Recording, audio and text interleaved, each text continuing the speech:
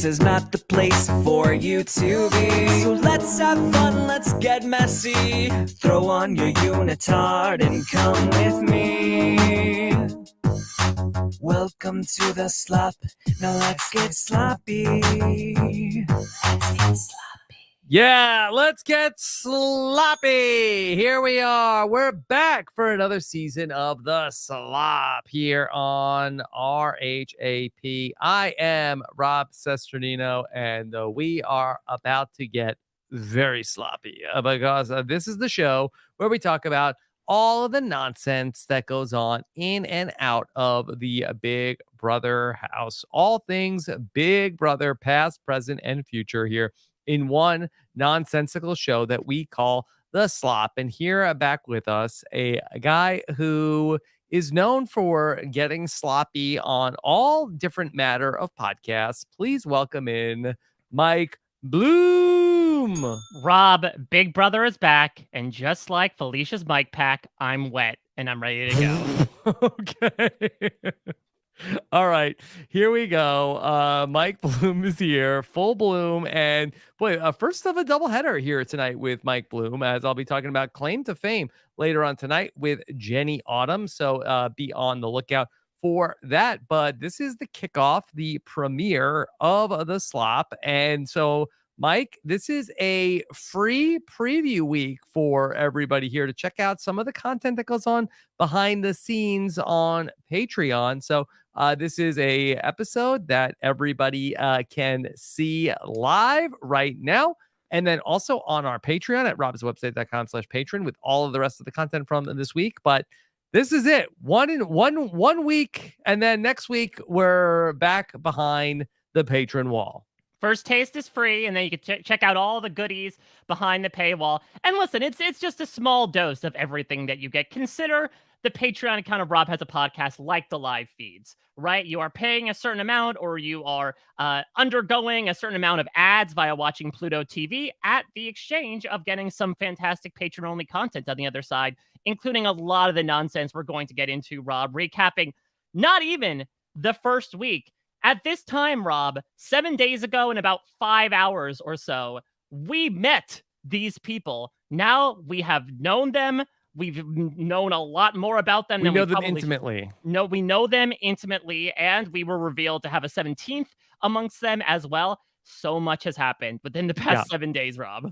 Okay, and we've got a ton of patron content right now. I believe that we have 4 Big Brother patron shows a week as of right now. I did the patron Q&A on Friday, and then tomorrow we will have 2 more patron episodes recording. I will have the Cirie Watch with Shannon Gus. That is really the podcast for the Cirie enthusiast, for maybe the Survivor fan who maybe isn't ready to step into these Big Brother streets but wants to know what's going on. We'll be talking all things Cirie with Cirie completionist Shannon Gus, and then also a little thing that we're calling the feedback, which is me vibing, watching the feeds with different podcasters, talking about what's going on, and sort of like as a backdrop for some banter with a podcaster. And Mari Forth is going to join me for that one this week. So be on the lookout for that.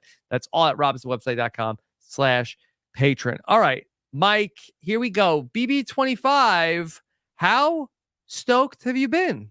Super duper stoked. I am so happy with this season so far. Now, granted, timestamp this and show this to me in November when I'm cracked out of my mind waiting for the season to end.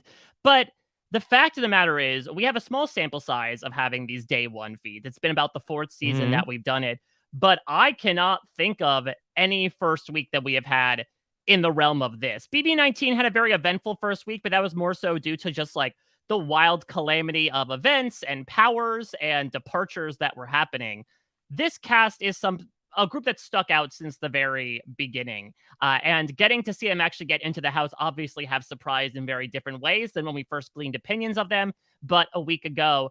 But the sheer amount that has happened within the first 5 days supersedes the first 5 weeks of something like BB22, as an example. I'm incredibly happy. I'll admit my expectations have kind of been sort of similar to the trajectory of the season, a bit wild, a bit fluctuating, just because, of course, we're going to talk about the big twist of Cirie coming on as the 17th player. And while she is my all-time favorite Survivor player, no offense, I was a little trepidatious about it because I was saying this is a really exciting, albeit random thing to do for BB25. But I had just really gotten to like glom over these 16 people.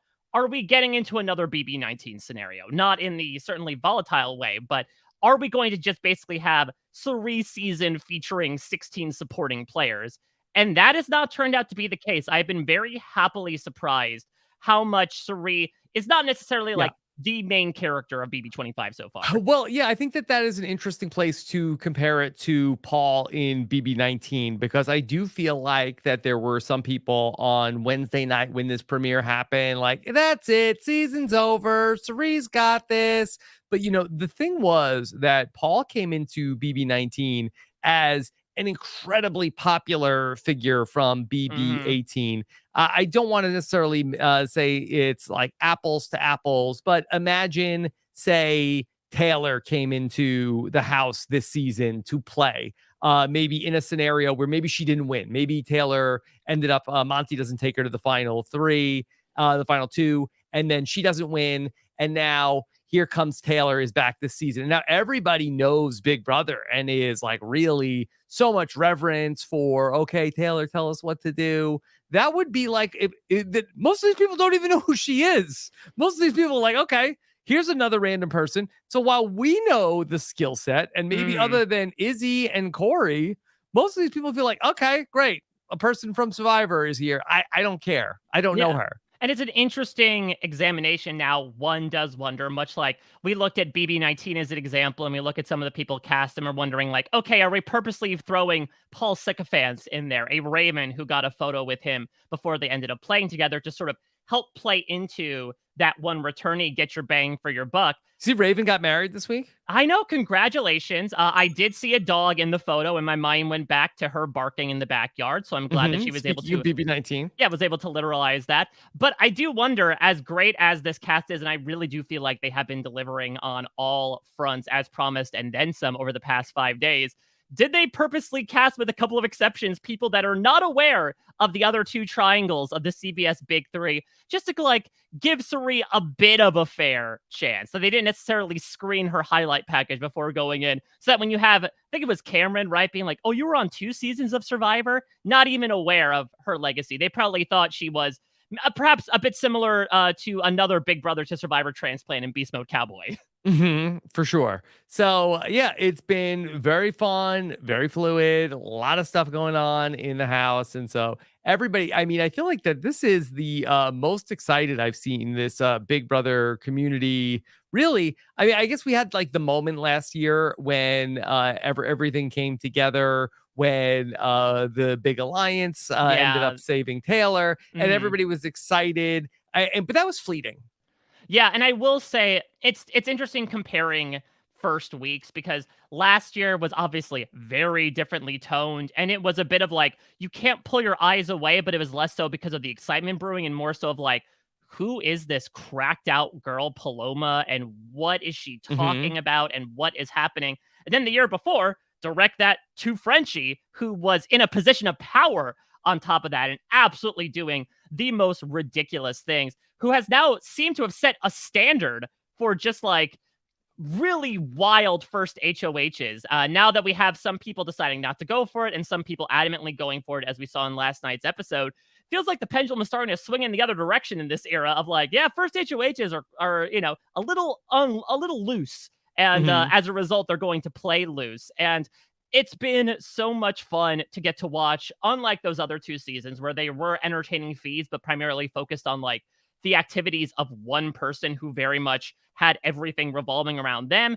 This time we sort of have different galaxies in the BB solar system, right? There isn't one big sun. There's about have you met Jared? I suppose so. He is the one He is son. A large man, son of Cirie. Big son. Absolutely. He should stop wearing that bandana around his head, by the way. I feel like he looks like if Cirie did Mrs. Doubtfire with the way that his face is so delicately framed. But it does feel like everyone, again, is sort of like stepping into their own as well. The fact that we have an entire ass oppositional side being set up that, again, it is not going to be Cirie assembles her like myriad of stooges and then the season's just going to continue wake me up in November. The fact that there are people that are characters that are willing to play independent of this big reality TV contestant is what I want. It'll be interesting, Rob, when you and I get together in about a month or so to talk through Survivor 45, which is going through a very different example, but something similar of like a new group of players and then one person who has done this before who has been brought back and sort of balancing the airtime between that. The Bruce? Yeah, exactly. Yes, I am talking about Bruce and Cirie in the same breath. Come at me, because there is a storied history, obviously, especially within Big Brother, of mixing veterans and newbies in. And Paul's a good example. Jesse is a good example in BB11. And most of the time, again, it's a bit overweighed. But here, because I think Cirie has been obviously not within the BB community for various reasons, and also out of the spotlight for a bit, unless you watch Traitors, Cirie has not been on our CBS screens in about, 6.5 years or so. I think it's allowed for things to become a bit more equitable, to make it seem like, okay, there are characters, there are people that are out there and willing to play. It's not just Cirie and friends this season. Yeah. Okay. Mike, we're covering a lot of ground right now, but I want to talk about the introduction of Cirie along with her son, Jared. Once upon a time, and I'd have to go back, I think it might have been 2017, 2018.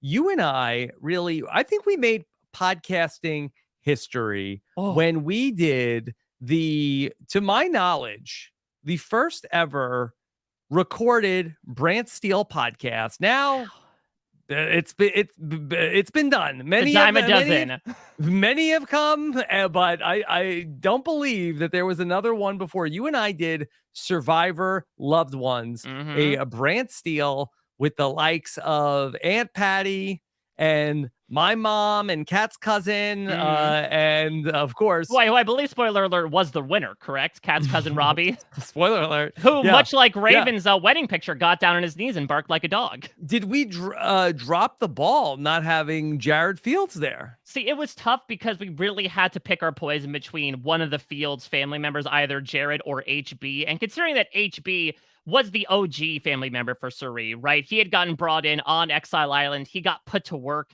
at that camp. We felt that he was the more popular pick at the time. I mean, listen, if we were able to look at the Big Brother multiverse, if we were able to unleash our time laser, overact our faces off, and be able to look down the timeline and see Jared Fields would have perhaps more than one, but definitely one opportunity to do major reality television.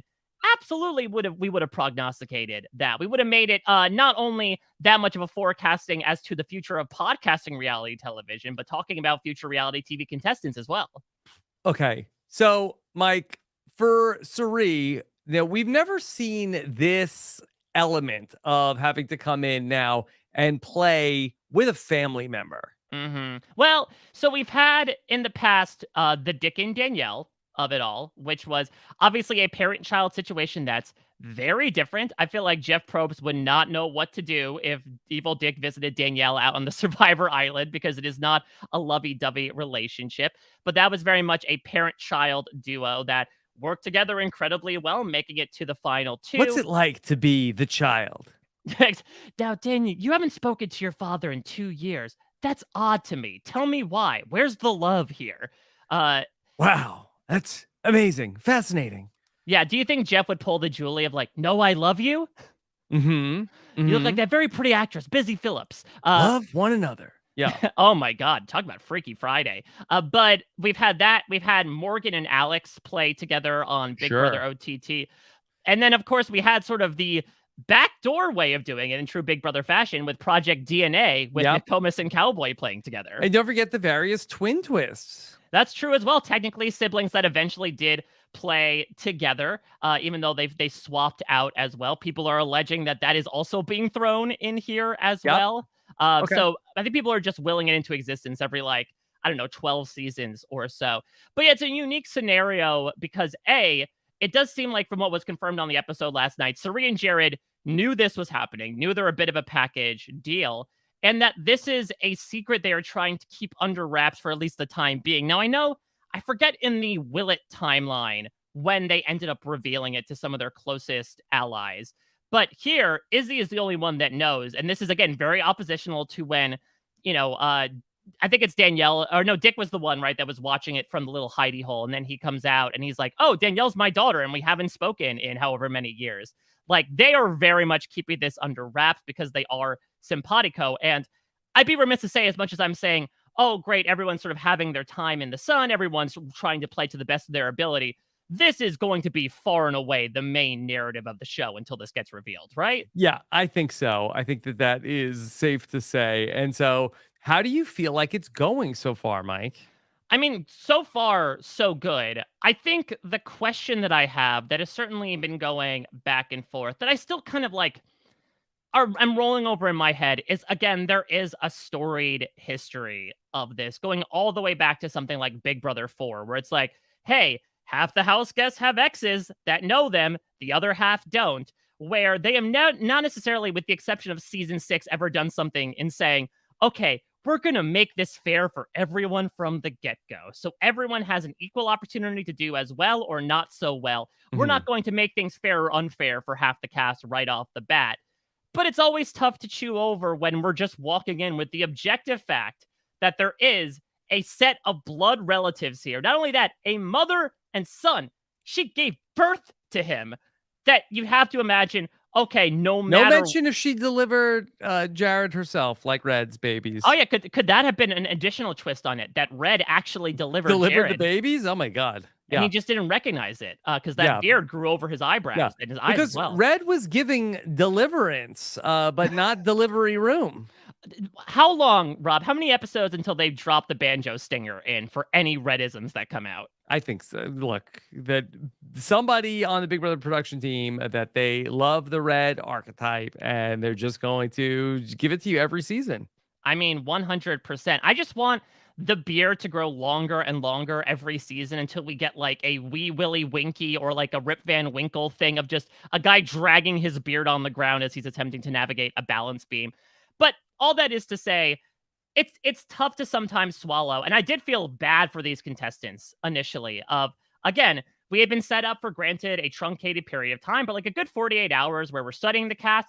We're looking at their VTs on the premiere. We're getting to know them. Seems like an enjoyable group, as much as the premiere didn't necessarily focus on that. We'll get into it. And then it's like, okay, here comes this contestant, which, Rob, there is no way in this or any universe that Cirie does not win America's Favorite House Guest this season, right? I would think that it seems pretty likely. You know, I guess that just seems like I guess maybe there's like some scenario where maybe she could get, backdoored early, and then but I think that it's a pretty good bet.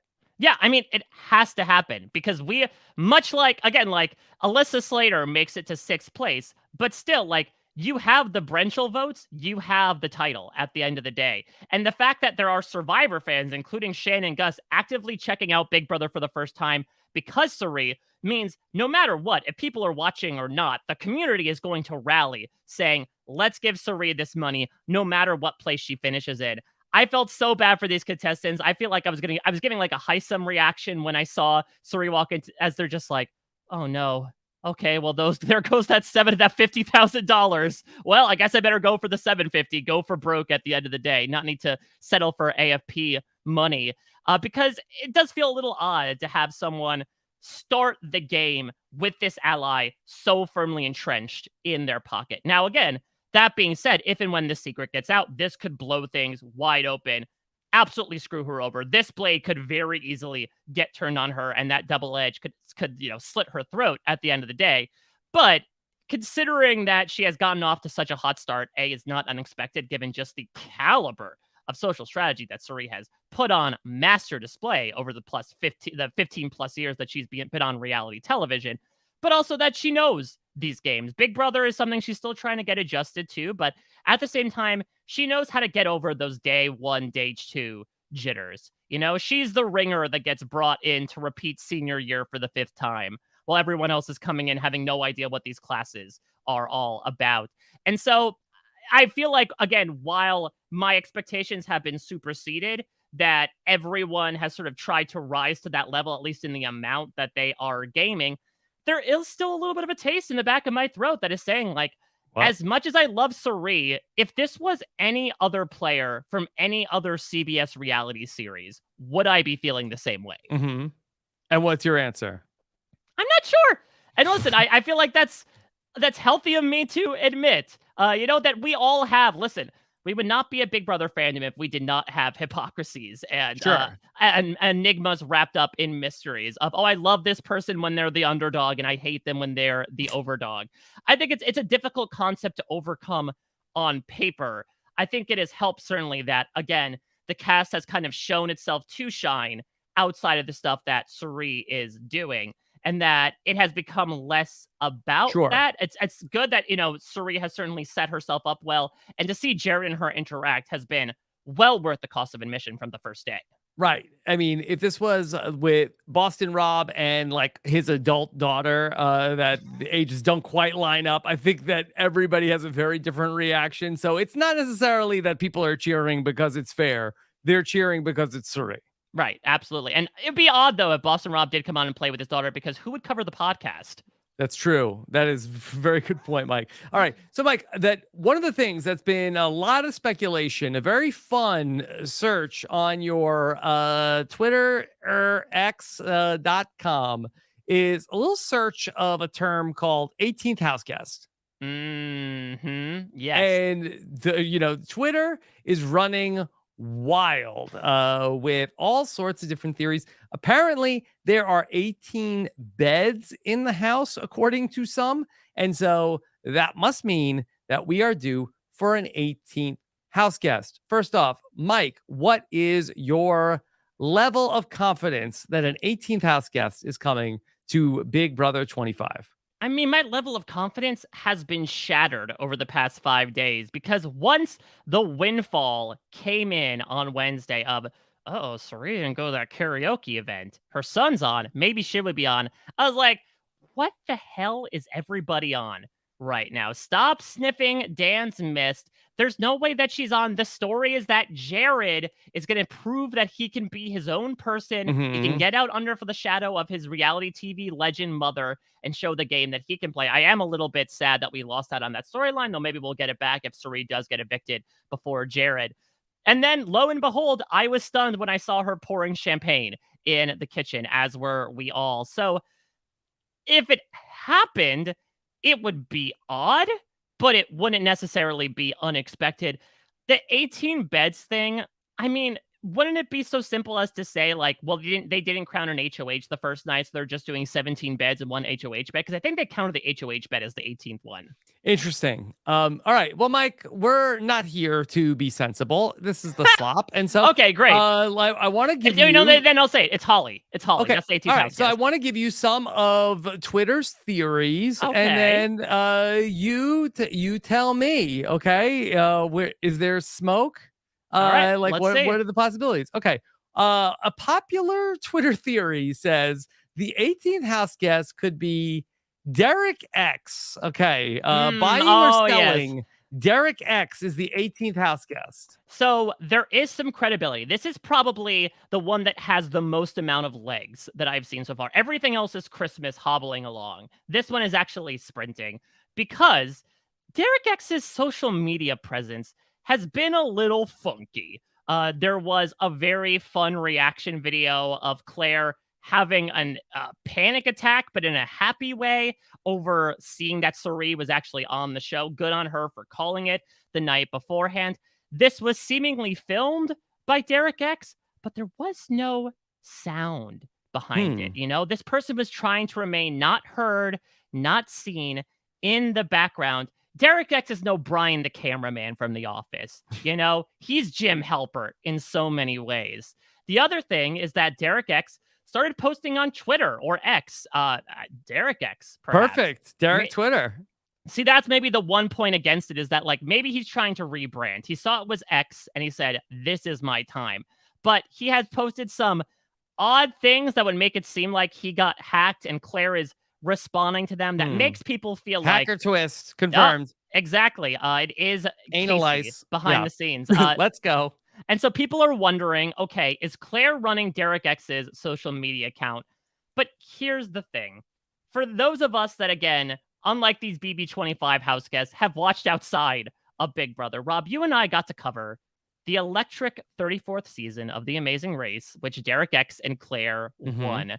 And how did Derek X end that season after he and Claire crossed the finish line and won $1 million? Arguably the happiest day of both of their lives so far. So I believe he got down on one knee and asked Claire to marry him and then was like, psych.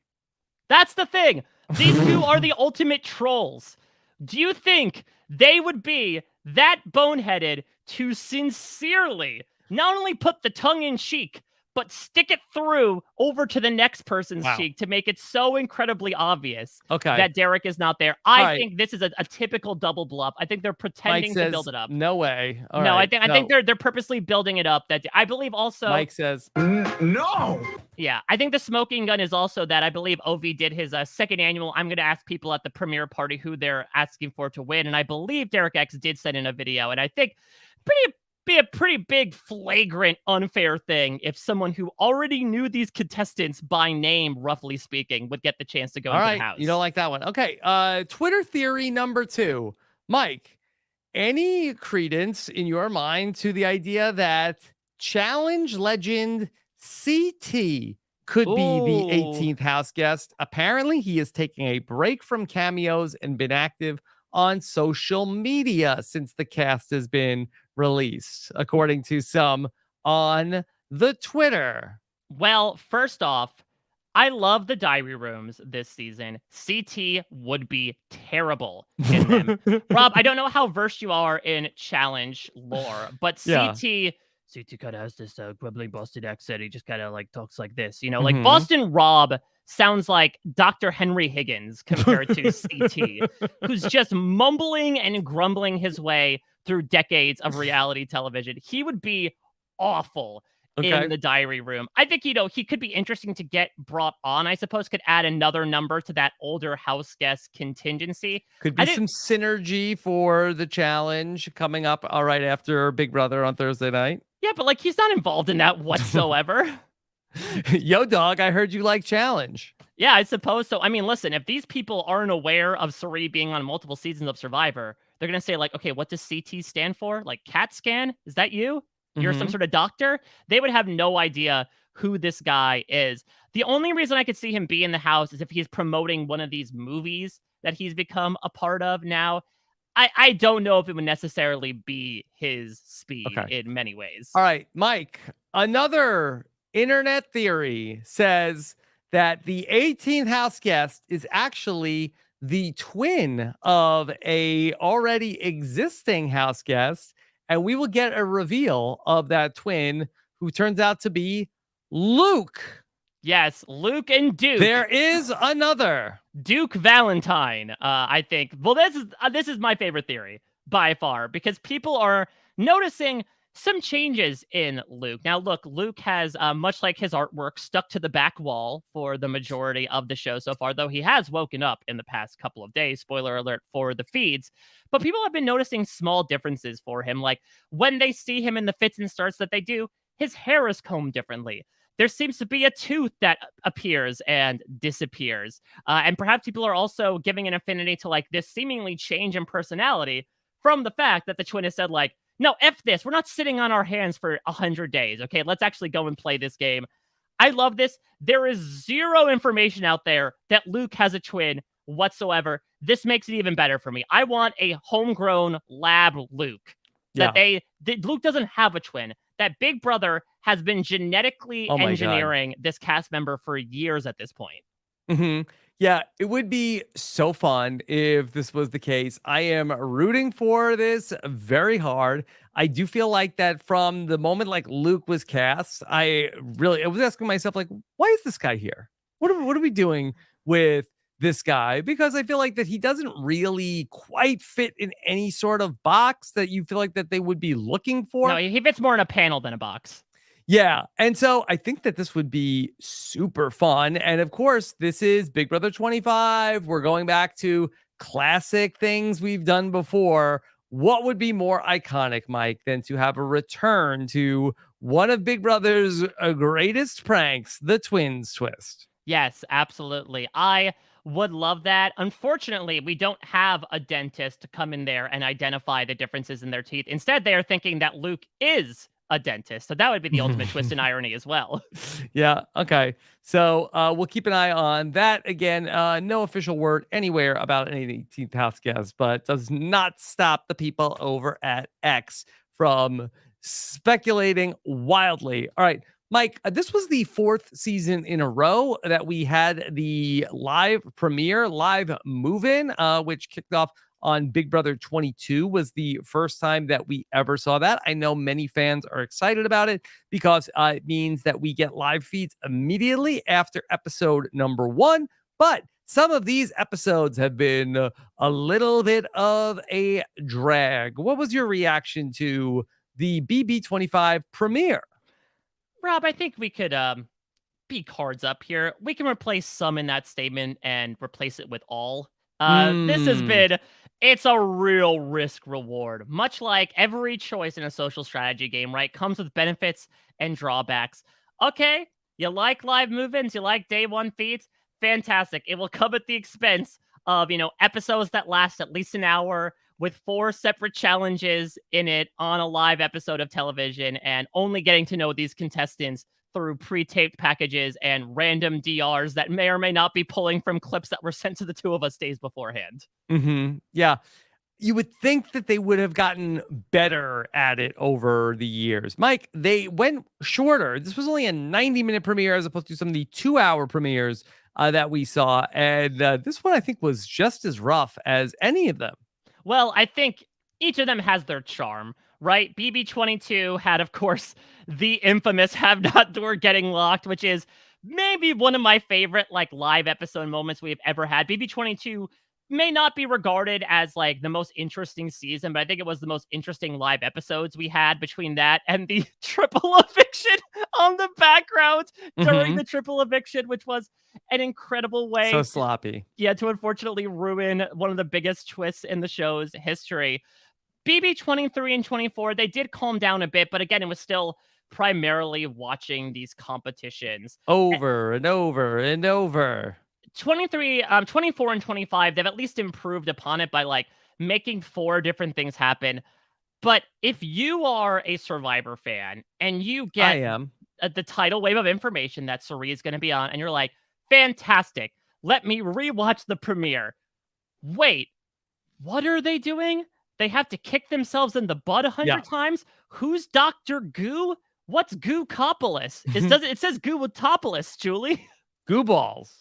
Yeah, goo bombs. Why are they getting covered in so much slime? Why are they getting, what's a nether region? Isn't this airing at 8 o'clock? Why are they putting this on television for families? Yeah, I will say I showed the premiere to my kids over the weekend, and it was a huge hit. They loved the kicking yourself in the butt, goo bombs, the getting pulled into the nether region. So, boy, I think that the target demo for Big Brother might be 8-year-olds.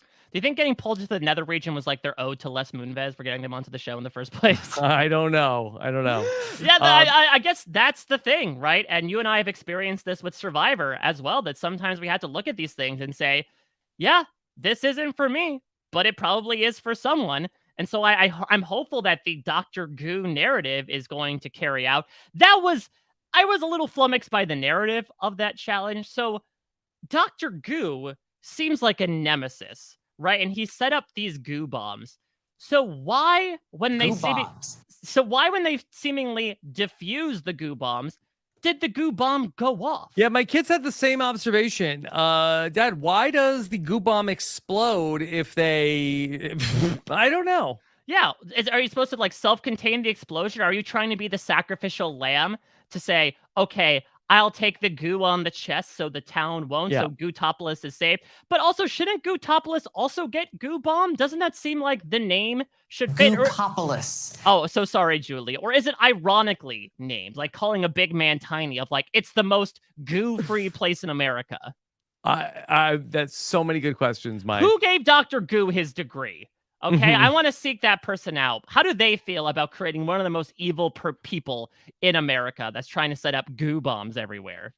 Yeah, we never got those answers. That maybe over the course of 100 days, we will find some things out. But Mike, I would love to veer from the Humiliverse into the Scrambleverse, because this is really where I thought we got some real interesting nuggets about the Big Brother multiverse, which has been changed. Yeah, so it's obviously a landmark season. I love that they are memorializing Big Brother past. I know that we got this only a few seasons ago on All Stars with the giant murals of players on the walls, but this is such a fun take on it that we are essentially doing what the Flash season 1 did, right? We are looking at headlines from different sliding doors, much like the backyard versions of the Big Brother universe, where things were slightly tweaked. A butterfly landed on us, it cried, and then it flew away. And now the universe has changed forever. Okay. All right. So let's go through some of the highlights from things that were changed in the Scrambleverse. And so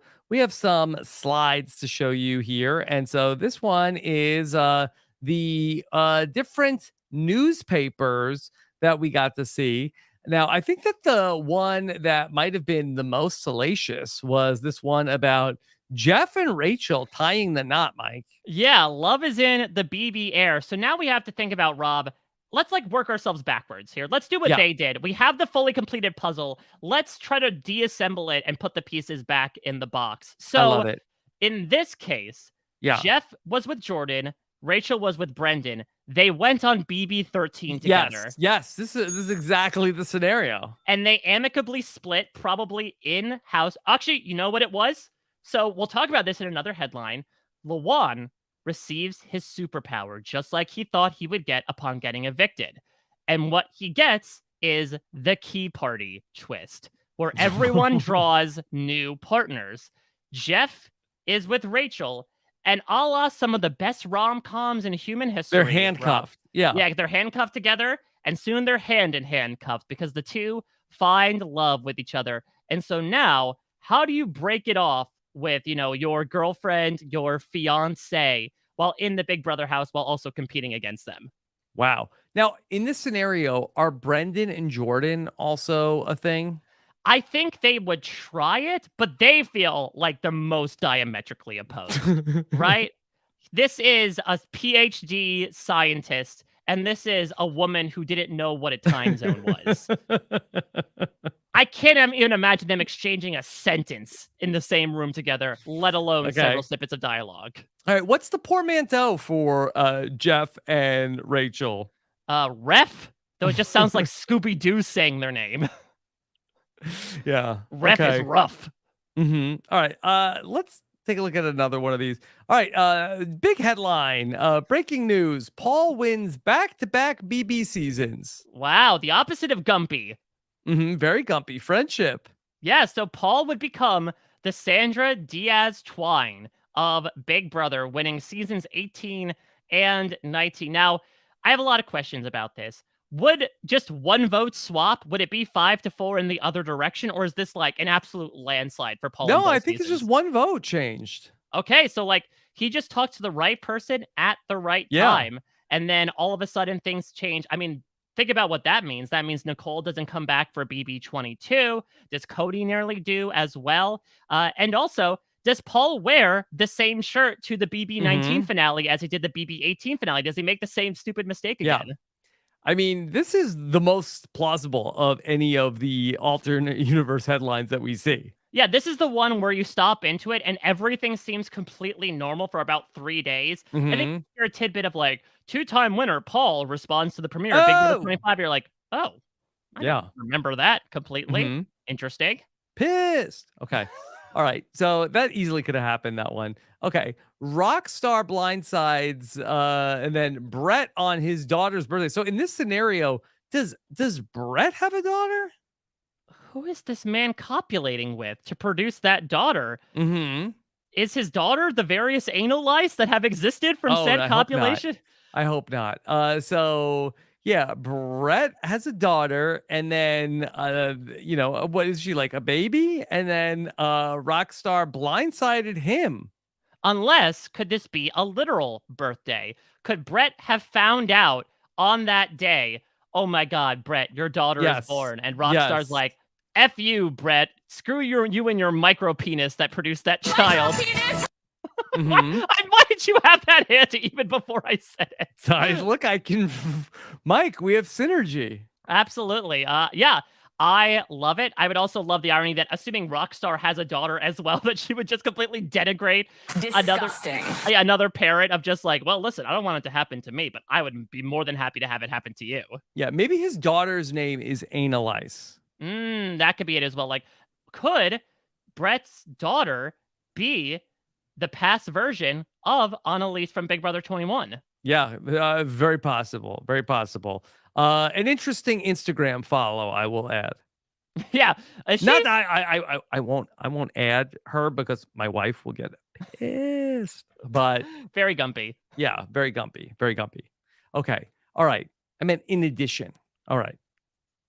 Slide 4. Oh, this Kaser hurts. wins second. Another two. No, so Paul's the second 2-time winner. Okay, so I guess Paul's the Tony and Kaser's the Sandra? Yes. All right, so Kaser wins both season 7 and season 22. Surprised they didn't target the winners earlier in BB22. I mean, from this perspective, though, history is still repeating itself, and that Kaser has never been on a Big Brother jury. Because he wouldn't have voted in 6, and he wouldn't have voted, obviously, in 7 and 22. Yeah. All right. So huge news. Congratulations, Kaser. What up, Kaser? 2-time winner. Yes. Okay. All right. Comp loser. Michael finishes last in every competition. Oh, I am here for this. Then Michael becomes the Kathy of Big Brother 24 and just absolutely sandbags every single thing he's a part of. Mike, don't you think that Big Brother production could have at least been bothered to write a paragraph for each of the, even if they just got it from ChatGPT, that every one of these is like lorem ipsum, blah, blah, blah, blah, blah, blah, blah, gibberish as the article in each of these articles. Careful, Rob. This is the Ark of the Covenant. Read it too much and your eyes will melt. They'll melt into goo bombs. Yeah. I feel like that they could have taken 10 minutes and fleshed out the article. I think you're very much overestimating the amount of time that production puts to the preparation of these materials. Okay. Then here's one. Renegades gone. Dopey duo evicted first and second. So this is interesting. So this is implying that Brian's alliance gets blown up, but he does not get the target of it. That Jerry's a man of his word. And he decides, I got Judas vibes from that Dan guy. I'm going to put him up first. Yeah. Okay. So the dopey duo of the Renegades. This one, not that exciting. Well, this is interesting, though, because if you think about, again, where things go from there, obviously, no Dan's funeral. Dan dies a quick death, unfortunately, in Big Brother. Memphis, assumingly, does not get voted back onto All-Stars and does not meet Christmas. Yeah. Okay. Well, hey, hold that thought, Mike, because we're going to come back to them. Twin Twist Summer. Mike. This could be forecasting for headline. Foreshadowing. Luke and Duke, final 2. Okay, here we go. Adrian and Natalie face off on finale night. Yeah, I'm not sure which is which there, but Twin Beast, it's the final 2 that made Allison and June look like Mahatma Gandhi. Nobody would want to vote between these two. I'm more so paying attention to the advertisements here, Rob. They actually did put in text for the advertisers. We have Dr. E.A. Johnson syrup in the most trippy font ever. And then farming equipment. Is this a Frenchie call out? I don't know. I don't even know these are Big Brother jokes. Do you think that companies took out I don't know. headspace? I think that I bet if we did a Google search for clip art newspaper, maybe some of the stuff is there and they just didn't remove it. Yeah, I'm intrigued by this, that they had to fill out the page of who's the editor at all these BB newspapers saying all right, give me the most generic ad buyers you've got possible. We've got papers to feed. Yeah. Okay. Are they clues? We'll find out. All right.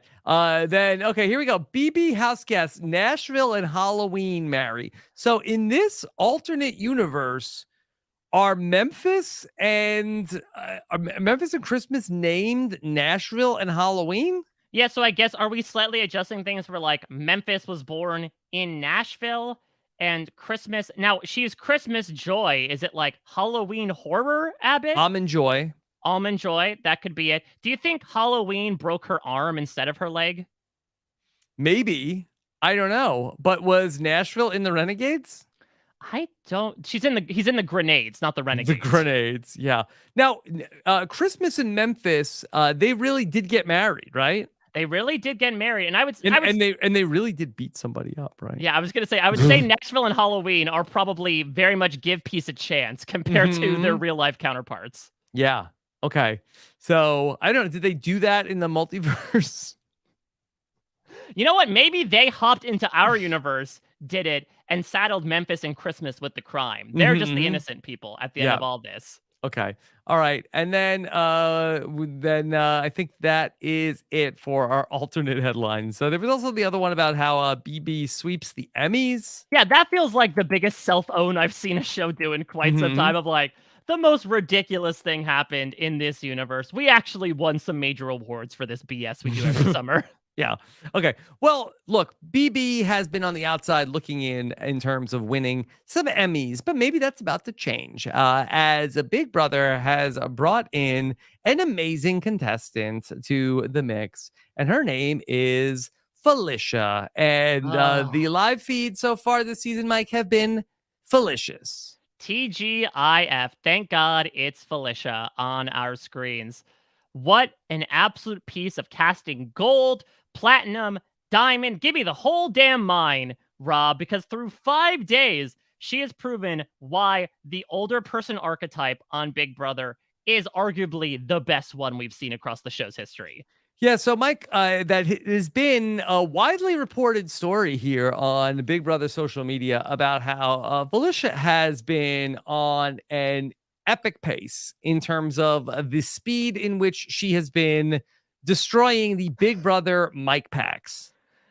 She makes Shima look like child's play at this point. Should Shima have said that? Of like, oh, I dropped it in the pool. Yeah, I mean, listen, she could have claimed negligence from that perspective, but suffice it to say, she had a much more targeted aim, whereas I think maybe Felicia's doing a bit more of the quiet quit of like, I'm going to sabotage all the sound equipment from within. This is amazing, Rob. So we are on day 5 in the house, and Felicia has gone through, if my math is correct, 5 different microphones right now, which is an absolutely incredible pace. She is truly the pacemaker that Raven should have had, considering that it seems like you turn your back and it's death, taxes, and Felicia absolutely destroying a microphone by getting it wet somehow. Yeah, the microphones, I mean, it's a little bit like the same rules as the Gremlins, right? Yeah, exactly. Don't get it wet and don't feed the microphone after midnight because as we see with these house guests, they go absolutely bananas. Doesn't like the direct sun either, I suspect. Anyway, so yeah, Felicia has been dropping the mics left and right.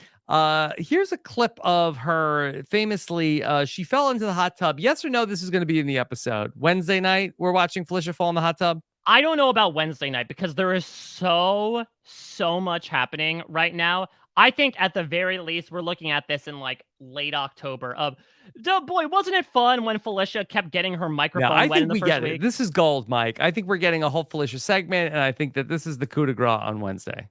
Yeah, it's absolutely incredible because it's also not the same method every time. It varies from obviously her taking a tumble into the hot tub, which we'll get into, to the little bit less family friendly version of her coming out of the toilet with it sopping wet. Okay, here's Felicia first getting to go into the backyard. Okay, a lot of excitement. Everybody's coming to their backyard. Cheering. And He said no hot tub. He just said they said no hot tub. They literally said that. Felicia has gone in the hot tub. I did not realize that America apparently smoked like 30 packs of Camels between the first time we saw her and now. America runs on Camels, Mike. Listen, it's appropriate in more ways than one. But yeah, I guess because the camera didn't catch it, is the assumption that she does pull a Jerry, that she is stepping back, taking in her future queendom in all its splendor, does not see the hot tub behind her, and just falls backwards into experiencing all of its joys for the first time? Yeah, I think that that's probably the best working theory that I have heard. As I don't think that she was just walking towards the wall. So backwards, I think would have been That makes some sense. No, you know what? I like it better that she was walking towards the wall, did not pay attention to the fact that the ground was no longer solid. Or, listen, Felicia is basically the closest thing we have to, absolute godliness on this season besides Cirie. Maybe she thought she could walk on water. Though maybe given Cameron's straight hair look, she probably thought that he would be the closest one to do that in the house. Yeah. Okay. So there's been so much Felicia gold that there is a dedicated Felicia Twitter account that's out there. It's BB underscore or I'm sorry, it's at LA Tropics underscore. Yeah, listen, I would say the first, because there's definitely going to be more than one of these, especially with, listen, I know Felicia is on the block right now, but I would imagine it looks like she is in it for the long haul. I feel like it's very rare that we see these older house guests get evicted just because you look at their competition prowess. Hell, Felicia can't even stand on her own 2 feet for about 3 minutes. I don't think people are necessarily looking at her with the highest regard when it comes to competition. So luckily, for our sake, we are hopefully going to get close to 100 days of this fantastic specimen. Okay, Mike, a lot of people in the chat are saying that she just tried to dip her toe into the hot tub. It's worse. That's even worse. How does balance work in that way? You're dipping your toe forward. Is your foot made of lead? Felicia, is your mic pack tied to your leg and the weight just took you over head over heels into the hot tub? I don't know how that works from a physical perspective. Yeah. Okay. So we have a lot of various updates from the All Felicia Twitter account, Mike. This is one of the latest updates. We had Felicia and Cirie are potentially looking at alternative avenues outside of the buy B words and brown sugar babes. And Felicia is serving a Balenciaga sky blue pajamas. Yeah, so I think a lot of people are obsessed with a lot of things Felicia, but also her very monochromatic outfits. That it seems like Felicia very much understood the assignment that Big Brother said of like, okay, bring monotone colors, no labels, and has like not brought any patterns seemingly to any of her wardrobe. It's like she's playing a mobile game and does not schlep out the money for the upgraded outfits and is just going with like the bare defaults that she's given in character selection. Yeah. She's of course dropping so many gems on us that among the many great Felicia facts, she told us how I don't like scary movies, but as a kid, we love scary movies. Okay. Well, this is good to know. I will have to see what happened over the course of Felicia's storied life that caused her to stave away the scary movies. I mean, I really hope there's a haunted house competition, given both the Halloween, not Christmas of it all, but also to see Felicia have to re-engage with the scary movie. And given her laugh, her scream is going to be at least 10 times louder. And I think there's a non-zero chance, Rob, that she punches one of these performers in the face. Oh my God. I think there's a sizable chance that she ends up doing it. Listen, you do not trifle with Miss Felicia. She will ask you to your face who you are in an alliance with. She does not give an F. F for Felicia. No, that's great. That was really fun. I was watching on Saturday night, actually, when Felicia asked Riley point blank. So tell us who you are working with. Yeah, it's incredible. And it's almost like, yeah, I wonder why more people don't do that. And I think we've already seen how Felicia is a special formula. She's that recipe that you get from your mom's old cookbook, but like there's something a little bit special thrown in there. One extra ingredient that gives her that certain je ne sais quoi that allows her to pull off the brandishness to ask someone to their face. Only Felicia could pull that off. Speaking of ingredients, Mike, Felicia has a lot of thoughts about the food in the house. She's doing a lot of the cooking, a lot of like talk about what foods need to get cooked next so they don't go bad, and a lot of ordering of the groceries. The cantaloupe was a big hit. Best cantaloupe she ever had in her life. But she has cantaloupe. That's what they said about Rachel and Jeff, right? In this multiverse. Yes, that's right. But then she had one piece of instruction for Big Brother. Stop! Don't buy no more Kroger tea bags. Let's go get some some Tivana. Can I get some Tivana tea bags? Well, I haven't heard that much about tea bags in the Big Brother house in season 21.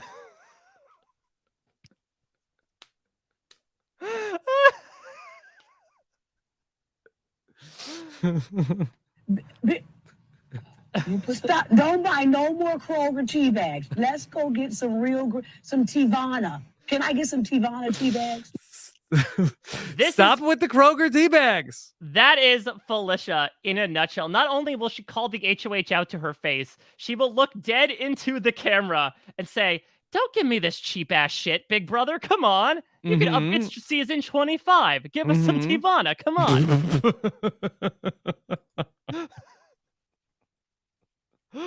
Yeah. Oh, I love that one. Kroger is not going to be looking for any sort of sponsorship with Felicia anytime soon. It's not going to be like Taylor and the Lays for sure. What? Like someone's going to confront Felicia, like, stop. She goes, well, me with these weak ass Kroger tea bags? Yeah. Okay. She's like, those Kroger tea bags are so bad. I wouldn't even drop them in the toilet. Do you think they're going to have like the wall competition? And Felicia's like, please, I don't need to see pictures of my family. I just want those Tivana tea bags, please. That's their HOH basket. Sure. And then, Mike, we had last night, Taryn talked about it during the podcast, but Felicia then dropped the mic into the toilet. Is this a first? I mean, listen, Shannon crawled so that Felicia could run. Could it be that she had such an out for production? Like, I'll show you these damn ass tea bags. I'm going to scrub this toilet with this microphone. See how you like it. Oh, okay. Yeah. Like, this is sabotage, I think. But the solution has been absolutely incredible. Rob, not even a week into the season, Felicia's mic has been given the bubble boy treatment. Yeah. So she has a mic that's specifically wrapped up in like saran wrap.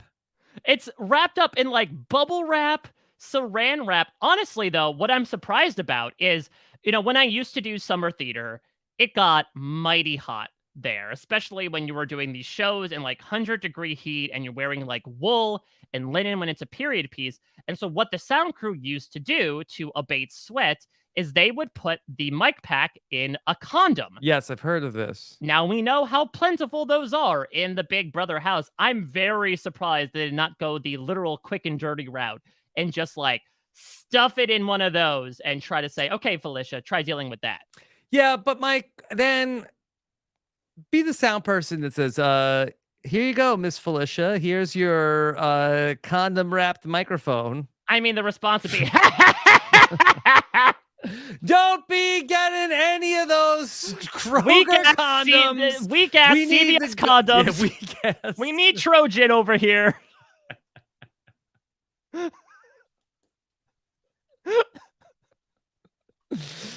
I'm really excited for when Julie Chen Moonves reveals, like, well, unfortunately, the prize was going to be $750,000, but we had to take money out of the budget due to the exorbitant amount of mic packs that have been lost, so it is now $700,000. Okay, we've lost our Kroger sponsorship, so actually, let's lower the prize.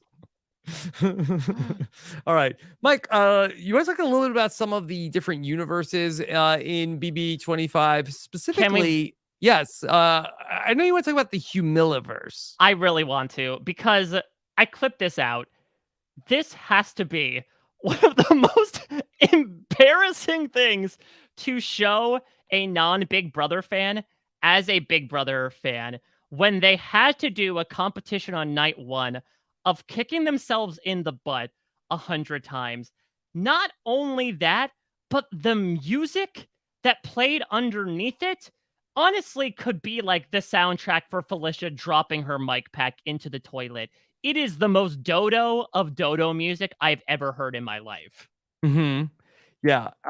It was wild just to hear Julie Chen Moonves talk about like, okay, and now kick yourself in the butt 100 times. Who will kick themselves in the butt? She sincerely said, and Matt is the first to kick himself in the butt 100 times. Matt is safe. If there is a Big Brother out of context account, which I think there is, but like just take snippets of dialogue. I think when we look back on this, when the Earth is destroyed and all we're left with are vestiges of Paramount Plus and sound clips to watch Big Brother, I think that's going to be one that will say, wow, the before times were very, very strange. What a life we lead. The goal is to kick yourself in the butt 100 times. Kick yourself in the butt 100 times, 100-day season. Think about it. A lot of synergy there. Wow, the clues are there the entire time. Yeah, they're and Julie actually got to step into the house and tell us a little bit about this room in the Humiliverse. Let me see if I can add this. Yeah, so we're talking about the have-not room here. This bedroom makes me laugh every time. Why? Because check it out. Everything in here will strip you of any pride you have when you come into this bedroom. For example, instead of the sign, it says you are a winner crossed out. No, you are a wiener. This is a wiener.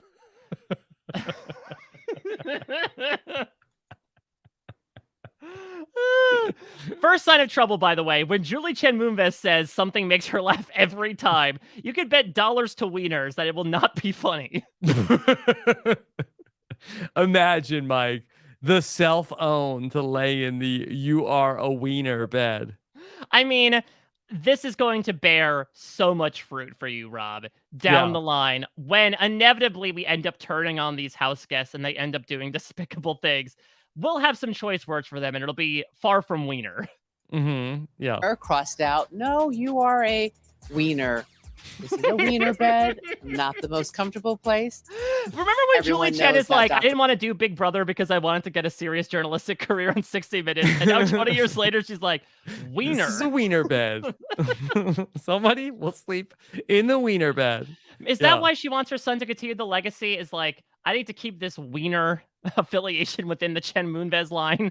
Mm-hmm. Yeah, I think so. Nobody else could do this. Nobody else has the bloodline for this.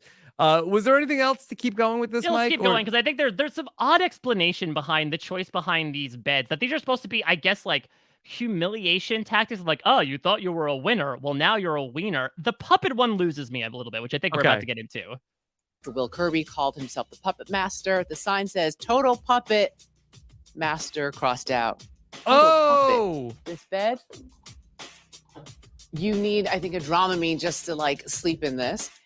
Who wants to sleep? All right, stop right wedge there, Rob. Because I think Big Brother invented their first sex swing, and I don't know how to feel about it. Oh my God! Like, is this BB13 with swinging? I was gonna say, yeah, talking about more like BB meat puppet. Yeah, I don't know how I feel about this. You know, this whole what the cheese is about. This is. Does the cheese bed smell?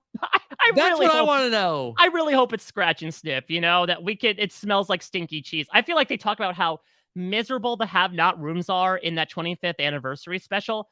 This doesn't feel that bad by comparison. You're sleeping on like a giant Packers piece of memorabilia, a sex swing, and a wiener. This feels like a Shangri-La. And what is it? It's like a dog bed in the back also? Yeah, so it's a giant dog bed that you sleep in. I guess it's like a little undersized. And so for some of the taller men in the house, apologies to Daniel for being triggered by that, they might have to like scrunch up a little bit. Yeah. Okay. But it seems like it seems pretty damn comfortable by comparison. Mm-hmm. The Humiliverse, only on Big Brother. Yeah. The Humiliverse is like the basic universe that the Big Brother show exists in sometimes. Right. Stepping into the Big Brother house is the Humiliverse. Okay.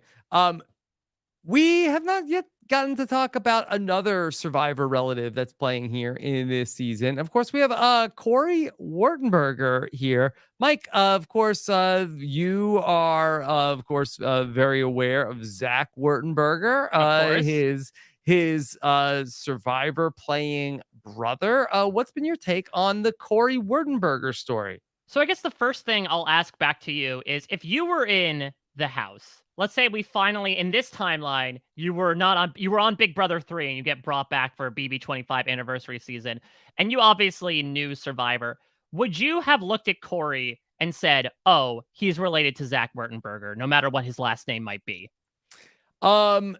I think I would have thought that he was very familiar and maybe it would have come to me, but I don't know if I would have like made the leap to Zach Wartenberger instantly. Yeah, because I mean, listen, I'm thinking, okay, nerdy, younger, super fan, they shouldn't all be related to each other. And so the one time that they actually are, we're not making the assumption about it. Yeah, I do feel like a little bit like, I'm very happy that Corey is there, but it's like, you couldn't find any other families that have people that are big fans of your shows? Like, don't like millions and millions of people watch your shows? Well, I think the thing that would really throw me off is that Zach Wurtenberger has like a fairly skinny neck. Corey Wurtenberger is like packing the thickest piece of beef jerky as a structure to hold his Whoa. head up. That's something I noticed last night in the DR is like he has a very thick neck. And I think that's something that would really have me off the trail as to, okay, is this a secret Wurtenberger brother, the Wurten brother? Wait, Mike's tracking all of the girthy necks out there. Someone has to. Listen, I'm the BB Tropics account for necks.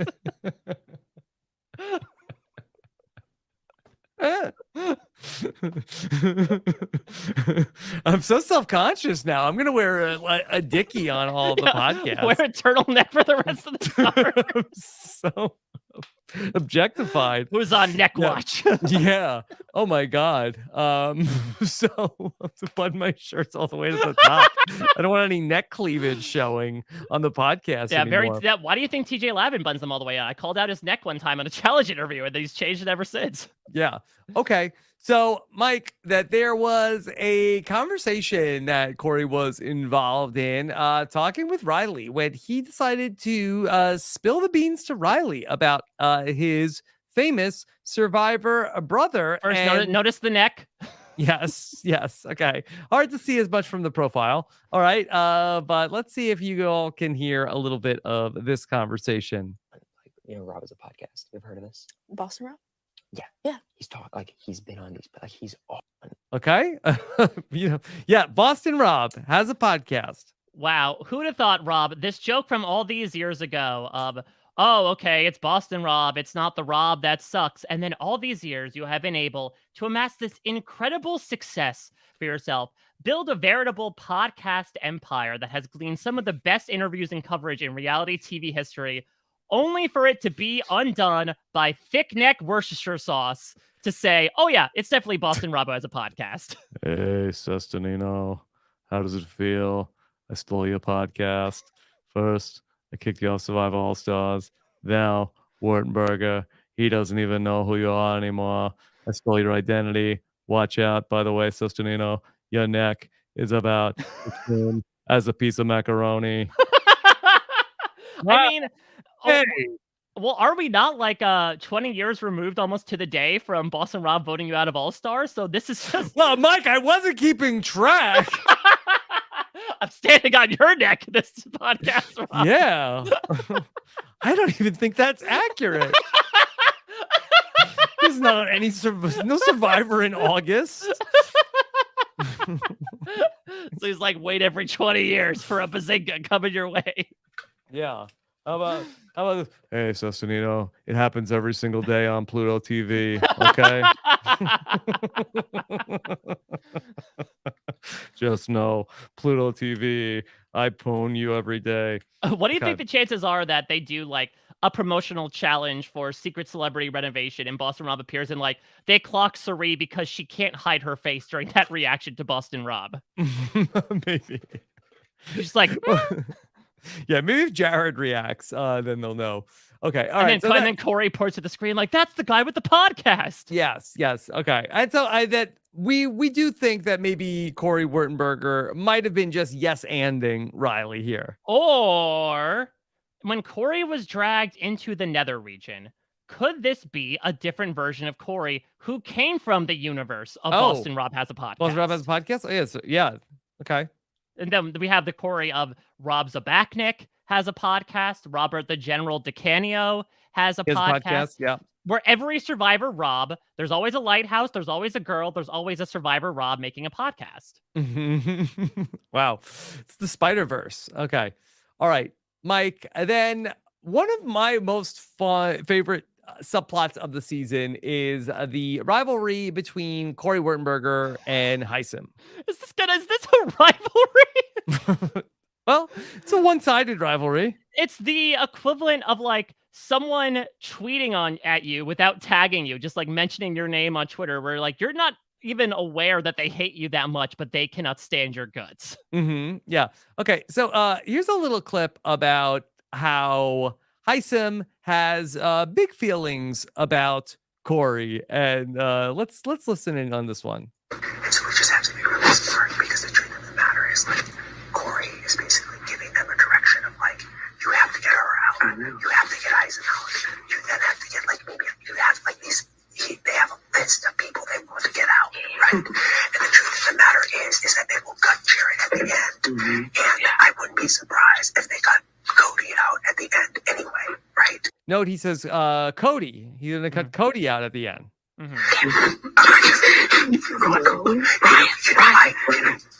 get his name right. It's because like subconsciously I hate him. Is that subconsciously? I mean, I guess Hisam is probably the most astute person when it comes to the psychology. You know, he has a doctorate, so I suppose he's the one I'll look to the most to talk about the psychological elements of the subconscious of your brain saying, yeah, get that person's name wrong because you hate them so much. Yeah. Okay. So if you get a person's name wrong, it might be because you subconsciously hate them. Wow. So Starbucks baristas have been hating me for years. Okay. All right. Mike, I think that the person who might end up being in the front running for MVP of the Slop this season, if Felicia, for whatever reason, it doesn't pan out with her, I think that we're going to get a lot of material from Red. Yeah. I mean, as you said, Red is a type that we have seen basically since, like, I feel like Judd is sort of like the Adam of this entire line, and then it's sort of been passed down from person Proto to Red. Yes, exactly. And now Red is the latest spawn, much like the one he had delivered himself. Yeah. Okay. So let's then take a quick peek at a conversation that Red is having with Cirie here. And then let's go ahead and share this moment from the week. She just come out the gate too hard. I don't know why though. Yeah. I Talking really about don't Kirsten. understand why. Like, what happened? Well, she expressed to me a lot of insecurities. I've had to like distance from her. I think she got a little thing for me. And, like, Look at this man, Mike. Look at this man. He looks like if Rupert crossbred with the Lorax. Yes. Yes. If oh boy. It's like a troll doll upside down. If Willie Nelson crossbred with Johnny Depp from Fear and Loathing in Las Vegas. He looks like if Pabst Blue Ribbon were a person.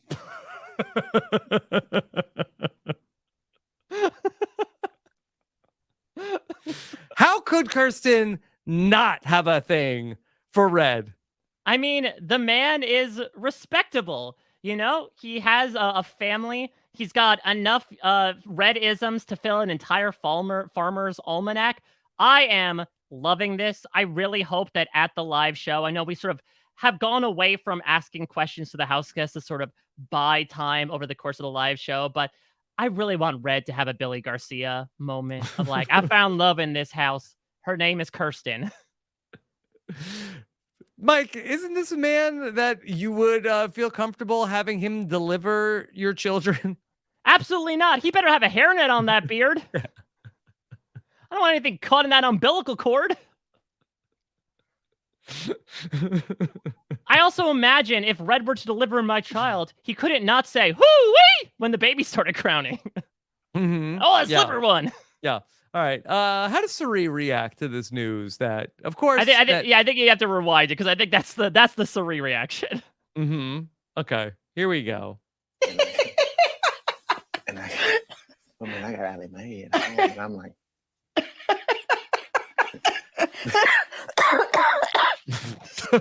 Cirie got consumption. She was so overcome with it. That's the thing. Cirie, again, 15 years of reality TV, the master of the poker face. This broke her. Yeah. This is something that even she cannot be like, I cannot swallow this right now. Not since Shane Powers had a rash in the nether region have we heard Cirie laugh like this. I mean, it's too wild to believe that I think she just got caught so off guard that she's like, damn it, I'm back in Panama already. I'm surrounded by lunatics. Okay.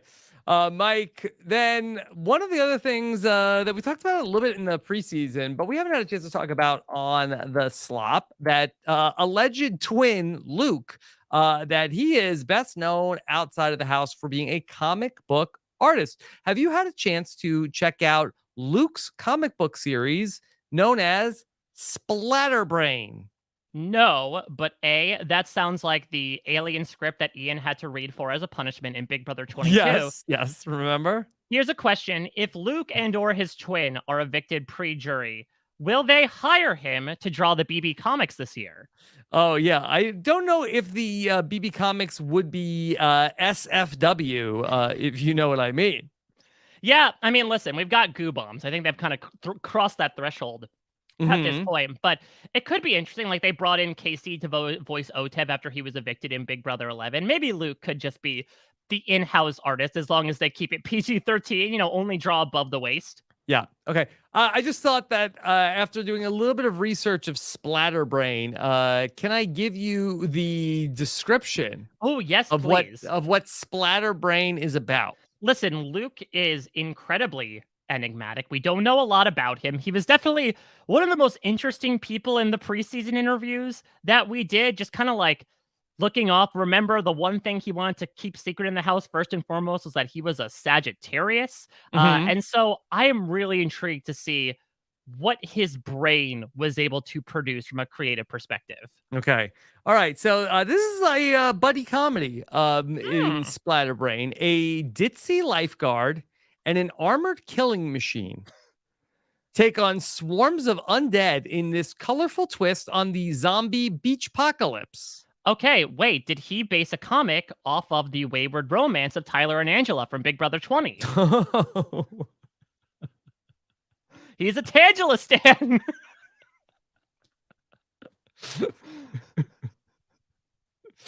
Wow. Okay. Is she wearing any jewelry in the comic Yeah, book? is she holding a vegan cook? Is the merciless killing machine holding a vegan cookbook? Can Bone, the super soldier, escort his doe-eyed, haphazard partner to safety in one piece? Wait a minute. Yes? No, wait. What is the name of the super soldier? The super soldier's named Bone, Mike. Bone, the super soldier. No. Is that a command or a name? Yes. The super soldier, can the super soldier escort his doe-eyed, haphazard partner to safety in one piece, or will opposing forces, both living and dead, try to take everything from them? Yeah, at what point in this man's creative process did he say, no, we'll stick with Bone. Bone isn't the placeholder name anymore. I mean, I guess considering that he was the one that named the Phalanx Alliance, I guess I'm very glad he just didn't look around the room and decide to name an alliance after the chair or the ceiling. Yeah. You could also become a patron of Splatterbrain to get all of the updates. You can become one of the 24 patrons of Splatterbrain. You gotta make it 25 for BB25. Yeah. So there are 4 different levels of Patreon. Sea cucumber, popcorn seagull, 4-eyed sunbather. And finally, the $10 a month tier is King of the Beach. Rob, I'll be honest, these all sound like euphemisms for penis, and I don't know how to feel about it. Yeah. The old 4-eyed sunbather, I see. Okay, so there you go. So that's a little bit of Splatterbrain of what's going on there. All right, Mike, then let's dive into some fun clips from social media this week. Okay, yes. Of course, on Thursday night is the premiere of the new season of The Challenge USA. And of course, many Big Brother alumni are going to be participating in that series. So the social media teams over on Facebook and Instagram, they decided to do something that was pretty fun. They're asking all of the Challenge CBS Big Brother alumni, okay, the people that were from Big Brother originally, how many Big Brother winners can they name? Well, considering that one of them is on the Challenge USA cast, I hope that person is mentioned by everyone, or we might see the reasoning for the first rivalry on the show before it starts. So here we go. All right. First up is Tyler is the basis for the lifeguard character. Yeah, the aforementioned Tyler. Okay. Let's see how many Tyler can get. How many Big Brother winners I can name in under 30 seconds? Ready, go. Josh, Casey, Jackson, Mickey, Xavier. Jackson, also known as Mickey. Does that count as 2? There's a view count on the screen if you're listening to the podcast. We got Taylor. All right, here's Fessy now. Okay, so Tyler's in the lead. What? Tyler's got 4. Essie, take off that damn sweatshirt from around your shoulders. Could you not just like make a quick wardrobe choice? Why do you look like the most egregious choice on this man who makes many egregious choices in his life? Mm-hmm. Okay. All right. So, all right, here's Fessy. So Fessy's got 1 already. Casey. Okay. Dr. Will. Okay. Taylor. All right, that was 3 for Fessy. All right, here comes. This is Alyssa from BB24. Yeah, there are 2 Alyssas that are both on this season that were on back-to-back seasons of Big Brother. Yes. Okay. Let's see how many she can name. X, Rachel Riley, Josh Martinez. So many seasons. Nicole. There are so many seasons. Yeah. Alyssa, what about the one that you voted for? Mm-hmm. Yeah. Yep. Okay. All right. Back to Tyler. Dan, Dr. Will. Janelle. I don't think. No. Janelle, not on the board, Fessy. Oh, no. Fessy is wondering who flipped and decided Who to flipped? evict Janelle in 3rd place twice. Maybe in one of the multiverses. Okay. She won. Rachel. 20 was Casey. Okay, now here's Monty. 19, Josh. Nicole. And Tiffany is here. Again.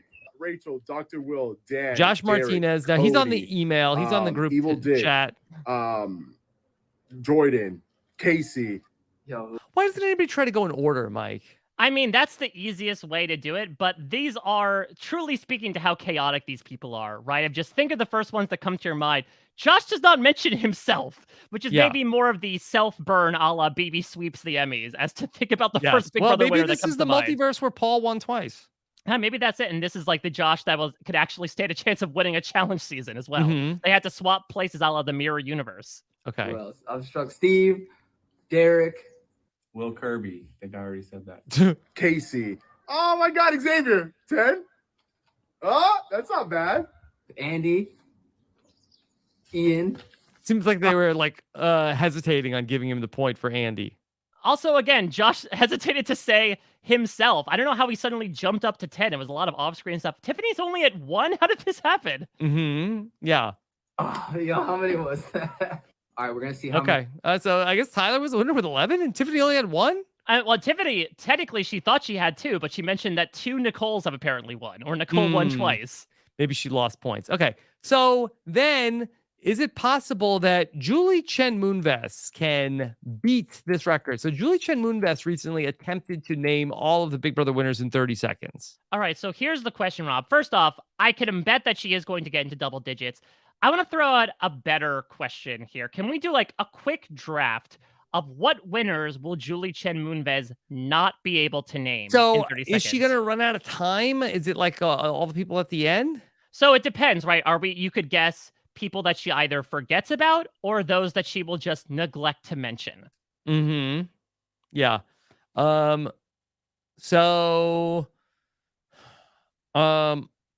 Yeah, I think probably like a lot in the middle. I feel like she's going to forget. I don't know, because like I know she won't mention Andy, but she probably would mention Rachel. She loves Rachel. She loves Rachel, but will she know the season number that Rachel won? No, but she knows that she'll throw Rachel out there. Okay. She'll mention Ian. I don't think she'll mention Hayden. All right, I'm curious to know how she does Adam with this. Jasinski not getting the name drop, I fear. Yes, I don't think so. Okay, here we go. All right, so here is Julie. Other winners in 30 seconds. Season 1, Eddie McGee, Will Kirby, Lisa Donahue, last names. June Song, Drew. Now I'm just going to start naming random ones. Steve, Ian, Adam. Oh. Andy, Rachel Riley, Jordan, Taylor, Xavier, Casey, Cody, Derek Levasseur, Dan. A new season of Big Brother. That was pretty premieres good. August 2nd. 17. How 17. So she how missed... insulting must it be to be Maggie Osborne that the man who used his Big Brother winnings to run a drug smuggling ring gets named by Julie Chen Moonves before you do? I think she also did not get to Evil Dick. She did not get to Evil Dick. She did not get to. I don't think she said Jordan. Did she? I don't think so. I think she missed Jordan. Then I don't think she mentioned Nicole or Josh. Yeah, she didn't mention Mike Boogie. Yeah. So for various reasons, maybe that's her subconscious getting their names wrong. I also love that she's like giving first and last name, and then she just gets to Drew, and she's like imagining all those nights where you Google Drew Daniels, and you're like, nope, no, I want to stay far away from that subject. She also missed one of her favorites, Jackson, also known as Mickey. Yeah, and that could have been very easy to remember, considering that she turned it a la RuPaul Ivy Winters into like a meme. Okay. All right. So she did say Jordan. Thank you, the chat, for correcting me. All right. Thank you, chat. All right. So, Mike, we have a new segment on the Slop this season, and I'm very excited about it. We brought Julie in to hear her name all of the Big Brother winners. So it's always fun to keep track of what our favorite host of BB US is up to. And of course, we have a new segment that I'd like to call But Last, where we catch up on everything going on in the world of Julie Chen Moonves. Okay. And Julie's got a lot going on these days. Of course, just a peek over at Julie's Instagram shows you just how much she's working on. Of course, we know from all of the Big Brother, certainly a lot going on, but the dedicated Julie Chen Moonves followers on Instagram know she's not only about Big Brother. She has a lot going on. Of course, she has the Instagram handles for Big Brother CBS, and then also some of her other projects, including God 101, Faith Center Co., and Food is Love. So we'll touch on all of those things here today. Now, Mike, I don't know if you knew this yet. You're pretty tapped in over at Parade.com. Did you happen to know that Julie has a big project coming up soon? I wasn't aware of that. No, I think obviously the big project I thought was just Big Brother. But listen, she's not just taking on last names. She's taking on multiple creative endeavors at once. Okay. All right. So Julie's pinned tweet over on Twitter. Julie tells us, I'm thrilled to announce But First God, my original memoir recounting my transformative spiritual awakening and revisiting pivotal moments from my life and career through fresh eyes. Coming at Simon Audio on September 19th. Pre-order your copy today at butfirstgodaudio.com. Wait, okay, I'm sorry. There's a clip to play, but like, can we talk about that title for a second? You don't like But First God? Imagine the multiverse where Jeff Probst writes the hit memoir, The Tribe Has Spoken God. Or Heidi Klum writes her autobiography, Auf Wiedersehen, God. Yeah. But I think that this would be a little bit like, I don't know if this is her signature catchphrase, but first, maybe this would be a little bit more like if Jeff wrote the book, Come On In, God. You could kind of see that now, right? Yeah, I mean, listen, if Jeff has his own awakening a la Julie Chen Moonves, I could very much see Come On In, God, to be like the MLM that he starts off if and when Survivor ends. All right, well, Julie has a clip up on Twitter about what you can hear in But First God. So let's take a listen. Hi, everyone. I'm Julie Chen Moonves in the studio recording my audio original called But First God. But First God is my spiritual memoir exploring why it took me 48 years to finally find God. And once I did, how he completely changed my life.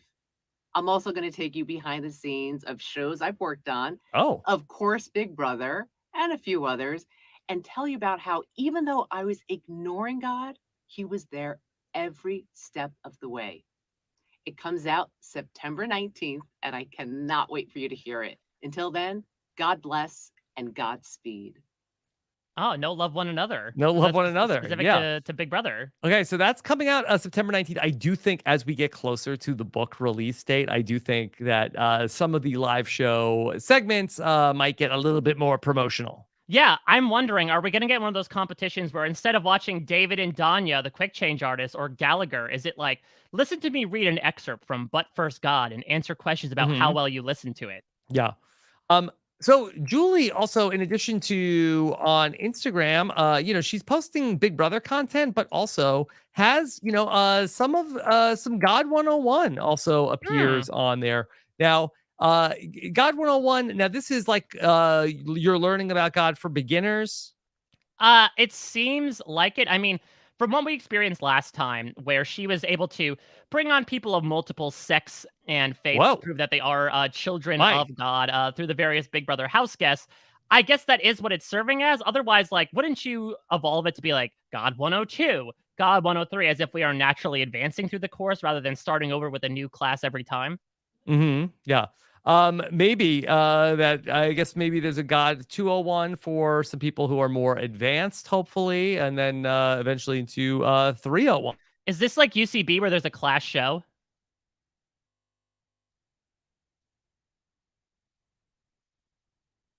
Oh.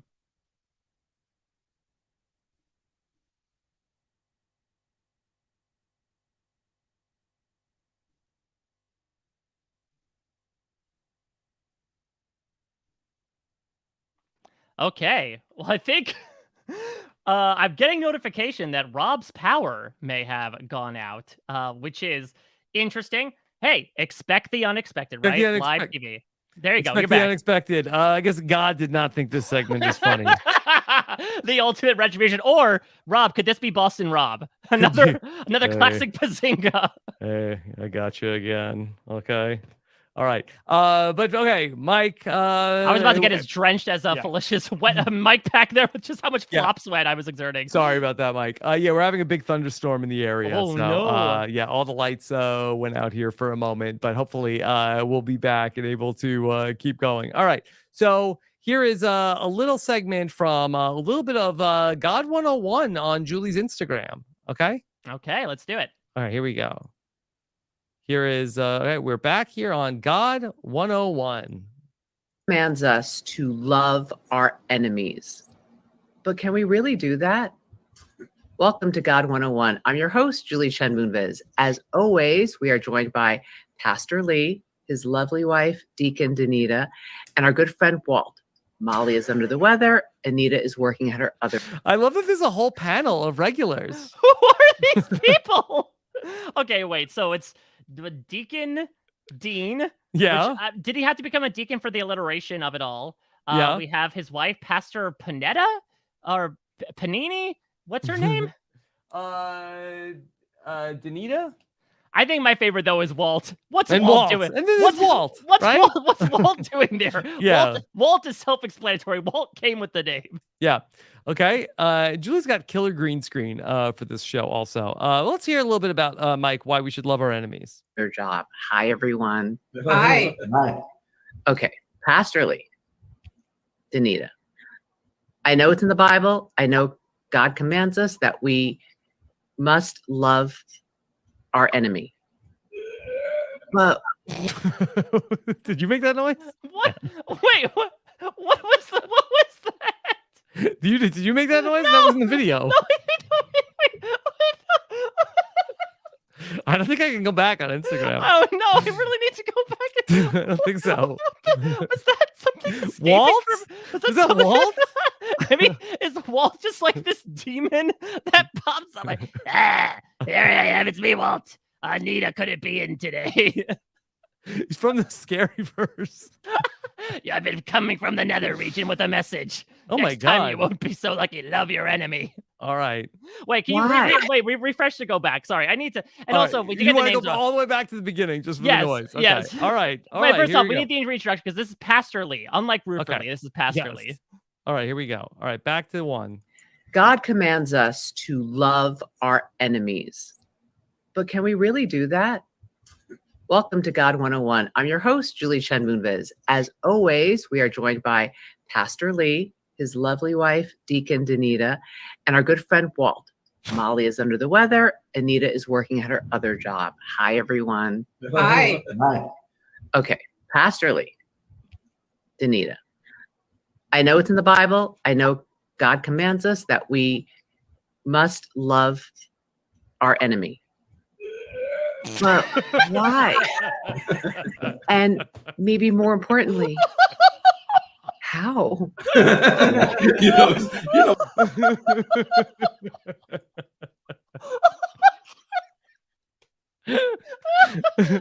You think somebody on the panel is like inhaling like rather loudly. What soul is escaping? I think it's Walt. I think it's Walt. Okay, are you interested? You want to hear the answer to the question? Of course. I don't know if any sounds being made will at all top what we heard. that was funny, Julie. In your introduction, when you brought it up, I'm smiling, and people watching the show, they're probably like, "Why in the world is he smiling?" Because the weird noises because you can do this. Absolutely. So first, you need to recognize that you have enemies. If you're a follower of Jesus Christ, somewhere along the line in your life, you're gonna have enemies. Oh man, okay, not making it sound that great. No, I mean, go back to the sound. I want the sound.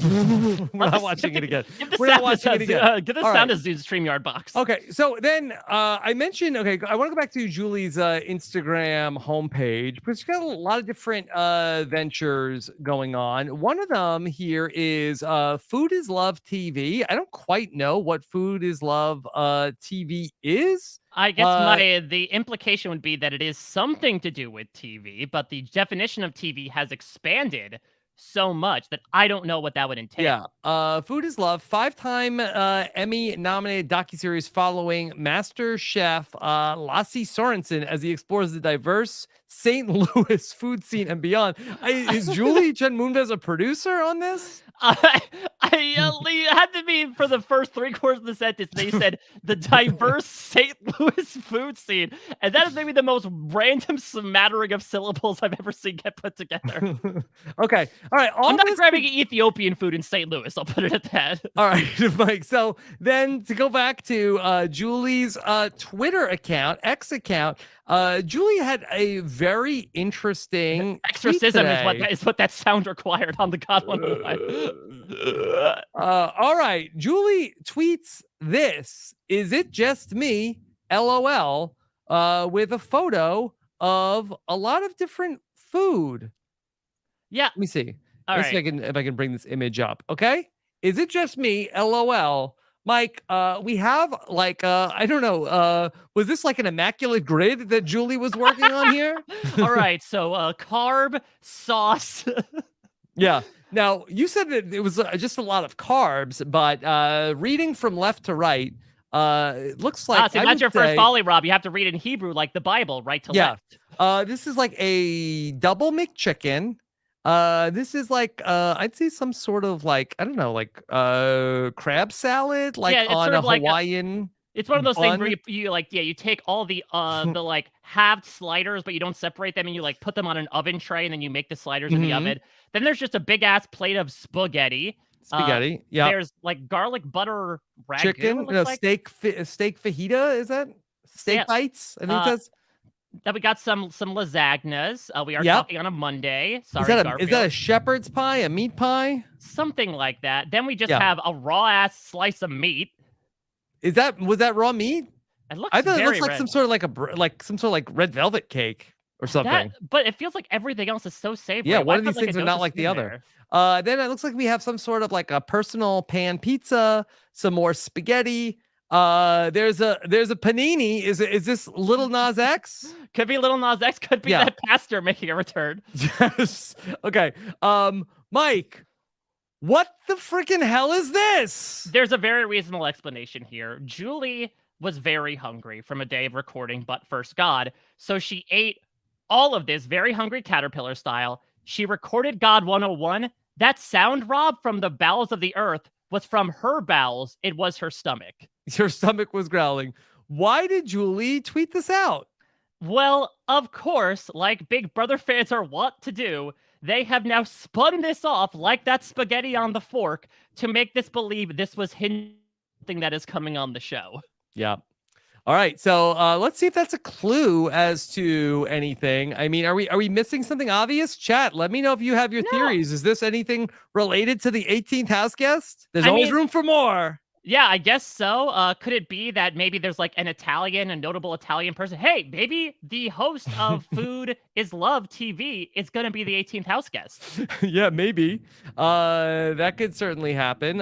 So Yeah, just a smattering smorgasbord of. Is any of this food from Kroger? Maybe is that Oh, it? Is this yeah. sort of like, hey, Julie, we got Kroger on the phone. They heard what Felicia said. They're pissed. Quick, tweet a picture of their finest foods now. And make it the most beige foods they offer. Not an ounce of color diversity on them, like the St. Louis food scene. Yeah. I mean, to answer Julie's question, yes, it is just you. I don't know if any of us have a curated feed like this. Yeah. Is it just me? LOL. What do you think the responses were? What were the replies? Let's see. Mood. Let's see. Okay. Mood. Food comp. People think I didn't realize Julie just posted this. LMAO. People are really saying gotta this, be a clue. They think it's hinting towards food comps. Why? A picture of a pizza and you think food comps. Oh, okay. This person says this picture is food, which means they had to be cooked, which means pressure cooker is coming back. OMG. Wow, an even better guessander than Corey Wurtenberger I have. Yeah. Is all this food from Wendy's, Mike? Well, we need Rachel Riley to serve it up, or Chris from BB Can 8's mom to truly prove that point. Yeah. Okay. All right. So Mike, there you go. But last, our look into the world of Julie Chen Moonves. Mike, anything else you want to talk about here in the BB Slopiverse? So let's finish where we started here, because Rob, we are both, I think, Survivor and Big Brother experts. I think we can wear that on our LinkedIn bios. So I think I'd be remiss not to bring this up, because there is like a tweet that went semi-viral about like, well, everything old is new again. Cirie is once again surrounded by wackos on a season and is in alliance with them. Can we try to match somewhat the house guests that are within Cirie's orbit with the infamous members of her defunct Kasaya alliance? Because, Mike, I think when you think about it and the different situations that Cirie has been in, I think that this might be Cirie's original season. And if this is the last competitive reality show that Cirie plays, that there would be an interesting bookends to her career to be here with those wackadoos and here in the house with these wackadoos. There was a pretty viral tweet that went around this week from Off-Key on D Record, who said Cirie's alliance is made up of an old lady who sticks to her like glue, her lying ass son, a cracked lesbian that's always on 10, an Australian bumpkin, a redneck TikToker, and a messy gay. Now she's hoping that they can get a dude bro that may be a twin on their side. Godspeed. Yeah, so I would think if we're trying to make the comparison here. Yeah. Okay, so I feel like we got to start with Shane Powers, because that's like the keystone of the arch, right? Once you unlock that, you have the rest of the puzzle unlocked. I feel like Shane is Izzy, because I feel like, much like Shane forswore himself to Danielle, right? He swore on his son's name. He's like, no, I don't want to be in this alliance, but I swore on my son's name, damn it, just because her tattoo said Boston on it, or his tattoo did. I feel like similarly, Cirie is very much regretting over the course of her time, yoking herself to Izzy just by factor of the fact that she knew who she was. And as the days pass and Izzy continues to just twirl, like, again, that fork with the spaghetti in Julie's Instagram feed, that Cirie is very much regretting that choice. Okay. So I could see it. Okay. Shane is Izzy. Okay. Of course, in the Kasaya 5, Kasaya 6? Kasaya 6, yeah. Okay. So you have Aris, Shane, Cirie, Danielle, Bruce, Courtney, and Bruce. Yes. Okay. All right. Who's Bruce? Bruce has to be Red, I think. Okay. Because I think Bruce is like the very eccentric guy who feels Bruce very could have used a bidet, right? I don't even know what a bidet is, but I need one right now. Maybe more of an enema. Yeah. And I feel like Red would have his own rock. Bruce slept in the outhouse, and Red did. Red had confirmed. Red has an outhouse. Yes, confirmed outhouse last night. He said this. It's a bidet in here. Have you used one before? Nope. I got a water hose at the house outside the outhouse. Yeah, I think Bruce had a rock garden. Red would just have a garden filled with rocks. Yeah. Okay. I could see that. Then, all right. Who's Aris? Aris, I feel like it's got to be. Is Aris Jared? I think he might be. Yeah, because you're thinking about Aris I always called him the Michael Bluth of the Kasaya tribe. He was the one guy trying to keep everything together, the relatively normal one, even though he did have that sort of freaky deaky thing in the premiere where they all held their hands and did the energy shimmering. So I'm going to say Aris is Jared. I think we may have lost Rob again. I think the power went out. I think God has finally struck. Truly and for certainly. I think he heard that noise. He got spooked. And as a result, he has disappeared. So I'll keep going if people can hear me. If you can't, maybe it's on my end. Okay, I'll keep going. Why not? You know what? This is turning into Mike Bloom camera talk. I hope everyone's doing okay right now. Listen, we've already taken care of half the Kasaya 6, which is cool. So let's keep going here. So we've got Aris. We've got Shane. We've got Cirie. Let's talk about Danielle DiLorenzo here. Let's talk about the captain of sports. I'm of a couple minds about this because I feel like Bowie has the Danielle energy to her. I feel like you could call her a meatball or whatever the equivalent is in Australian jargon of like someone who is, considered to be a bit of a goofball. And Bowie certainly has made a name for herself very early on. I also would not be surprised if it turns out that Bowie Jane did some sort of movie with Coach where she made out with him in years past. But I think Hisam is more so the captain of sports, right? Hisam has been the lone comp representative. He came in second place to Riley on their side of the alliance. He won the veto, spoiler alert, in this week's competition. So I think it might be Hisam. Also, this makes sense to me because I think that Danielle is also someone that's a bit feisty. You know, she is apparently one of the top 5 villains of the first 20 seasons of Survivor to be cast on Survivor Heroes versus Villains. So I feel like maybe that makes sense to put Hisam in that role. So that's going to leave Courtney. This is the trickiest one because I feel like Bowie and Red might have the most like Courtney energy, but I feel like maybe that wouldn't necessarily fit. You know what? No, Felicia is Courtney. 150,000%. Felicia would see like a dead sea turtle and cackle at it and draw a heart around it. Felicia would be the one dancing with fire because you know what? The woman dances with water. She dances on water when she fell into the hot tub. I think it makes all the sense. And we know that, Felicia is also like, not afraid to speak her mind. I'm sure she will drop her guns in the ocean at one point like Courtney did at the final tribal council. But I think that's what probably makes the most sense. So I think the recap is within this new alliance, this Kasaya 2.0, I suppose, from the Kasaya 2.0, Cirie is Cirie. Her number 1 is Otis in the form of Jared. We have Shane Powers. Shane Powers is Izzy. We have Courtney Merritt in the form of Felicia. We have Bruce Canagai in the form of Red. And Danielle DiLorenzo is Hisam. So we'll see how much those comparisons play out. And again, I think that speaks to the strength of this cast is that we adore the Kasaya group as just a fantastic gaggle of weirdos and chaotic lunatics on that season of Survivor. I still think it's one of the funniest of all time.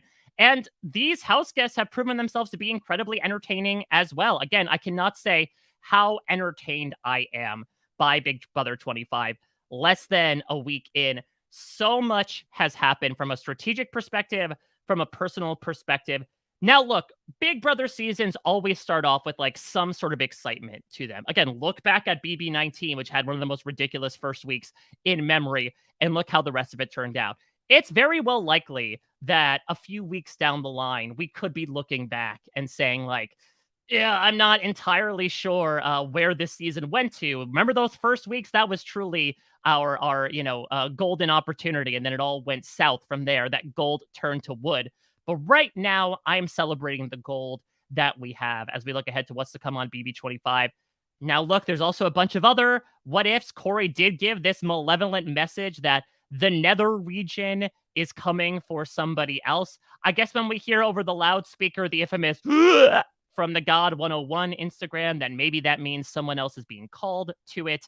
who's to say what exactly that means? All that I know is that we will have more Big Brother coverage your way. Of course, as Rob mentioned at the top of this podcast, we have an entire bevy of Big Brother content for patrons only, including the feedback, which will have Rob and Mari Forth watching some feeds and talking it over. It's the best MST3K meets BB experience than you can imagine. And given how absolutely wild these feeds have been up to this point, you can guarantee that they're going to find at least some fun stuff to talk about over the course of these next few days. You can check that out. Rob is going to be back with Shannon Gus in, as was mentioned before, this new project as Shannon Gus puts on a very different hat, or should I say costume. She watches Big Brother, watched the first 2 episodes, her first Big Brother series that she has ever seen. She's here to talk about it all, get some insight as to all the great stuff that Cirie is doing, all things Jared,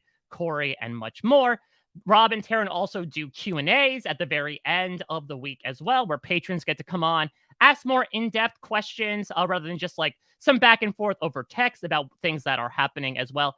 And of course, that doesn't speak to just the outrageous amount of Big Brother content that is happening at this moment, whether it be Taryn's daily live feed updates, which I personally find essential because the feeds are just so packed right now that Taryn is putting out like 1.5-hour podcasts every day.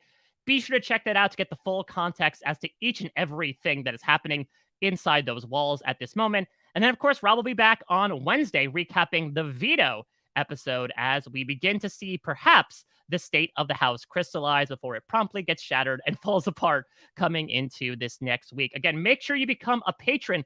Rob has a podcast. This was your first taste of the delicious smorgasbord of King's Hawaiian roll sandwiches, pizza, spaghetti, grilled cheese, etc. that comes with the slop. We truly got sloppy this week. This was a very fun way to start Big Brother. I will thank Rob in absentia profusely for bringing me on to recap this first week of feeds, this first week of the season. Again, I cannot speak highly enough about how excited I am about Big Brother 25 and all the coverage we have therein.